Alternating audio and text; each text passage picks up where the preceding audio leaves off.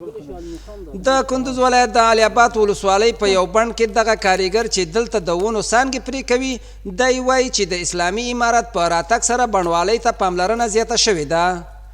دی د ملي ټلویزیون له خبریال سره په مرکه کې د بڼوالۍ په برخه کې د خپلو تجربو او د ونو د څانګو د پرې کولو د څرنګوالي په اړه هم خبرې کوي تر څو بڼوال د څانګو د پرې کونې سمه طریقه زده کړي.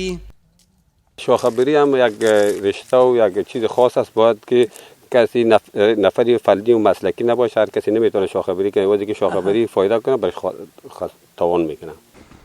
بل لور ته د بڼ د ساتنې مسؤلین وایي چې د کندوز د کرنې ریاست مسؤلین له دوی سره په بیلابیلو برخو کې همکاري کوي او وخت په وخت ورته روزنه هم ورکوي څو وکولی شي له دې لارې د بڼوالو ظرفیت لوړ کړي. توجه از مدیر صاحبای ولسوالی علي اباد تشکر میکنیم. همکاری همراه ما میکنه، یگان راهنمایی گپا میکنه.